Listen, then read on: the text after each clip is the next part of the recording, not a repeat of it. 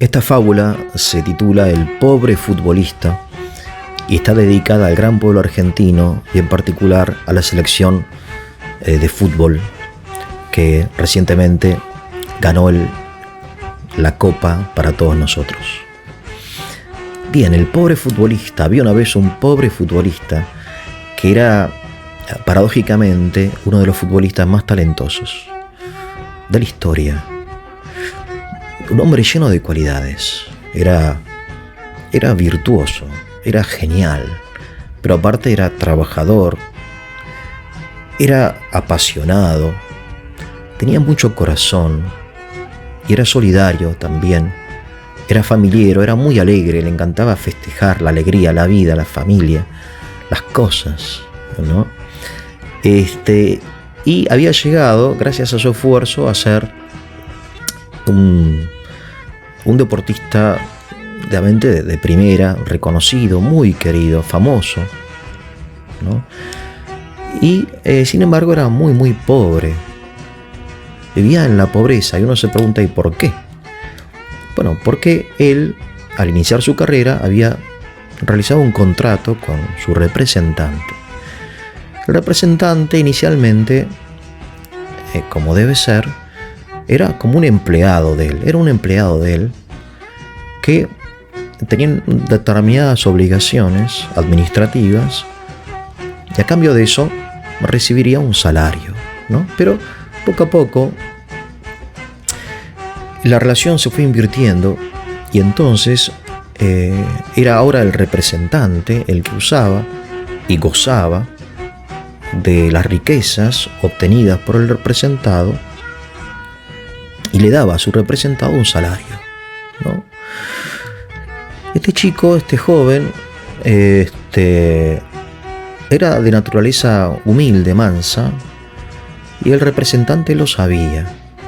Entonces, cuando cierta vez le pidió cuentas del dinero, el representante se hizo el ofendido y le dijo que cómo se atreve, que él es lo que es gracias a él, al representante, que él lo creó, que él lo sostiene, que él debe estar agradecido y que en fin, que él, el representante, según el contrato, tenía el derecho de disponer libremente de los bienes de su representado, ¿no? Y que no se le ocurriera, en fin, hacer ningún lío porque había contraído deudas. ¿Cómo deudas? Le preguntó el representado. ¿Tenemos deudas? No tenemos. Vos tenés deudas. Yo contraje deudas a tu nombre, le dijo el representado, ¿no?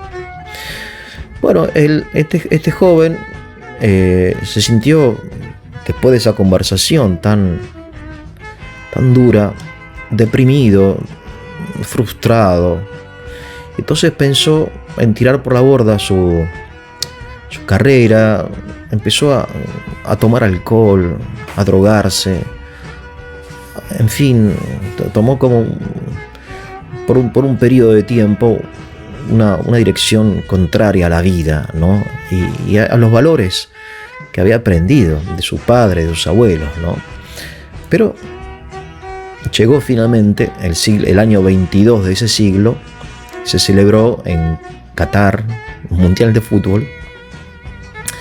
Entonces recordó que su padre había ganado un mundial en México y su abuelo había ganado mundial también, ni más ni menos que en Argentina, ¿no? Entonces sintió esa inspiración de tener que ganar el mundial y lo único que tenía que hacer era trabajar y estudiar las jugadas y dedicarse, ¿no? Entonces el representante volvió a decirle, mira, vos me necesitas. Y él dijo, no, yo no te necesito.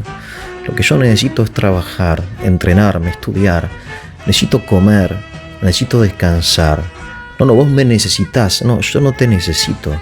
Yo necesito a mi equipo, necesito a mi familia, necesito a mis amigos, necesito paz. Necesito, en fin, ser yo mismo, ¿no? Entonces siempre estaba en el trasfondo de las semanas previas al Mundial, este conflicto con su representante. Pero poco a poco se fue librando de esa dependencia emocional y psicológica que tenía con su representante. No se libró jurídicamente, pero de una forma más importante, interiormente. Se dio cuenta que el hacedor de su destino, el capitán de su barco, era él. Y que la victoria, en definitiva, debería ser la victoria sobre sí mismo y nada más. Que estaba solo, que siempre había estado solo, ¿no? Y que las promesas del representante no habían valido nunca de nada. Entonces empezó a entrenar, llegó el Mundial y empezó con el pie izquierdo porque perdió contra Arabia Saudita, un país que no tiene pasto. Entonces, todo el mundo se le reía, ¿no? Se le reía. Pero tenía esa cualidad extraordinaria que es la humildad, la sencillez, y que Dios premia con la genialidad. Estaba tocado por la mano de Dios.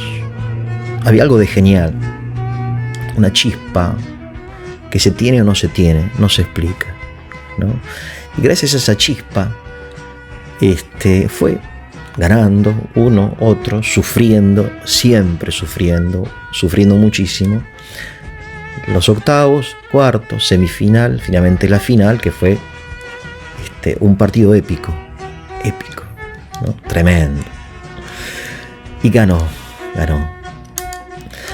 Cuando ganó, el representante, en fin, después de todos los festejos, que fueron tremendos, ¿no? Una locura, vino obviamente con como dicen, con la cola entre las patas, ¿no? Ahora me va a echar.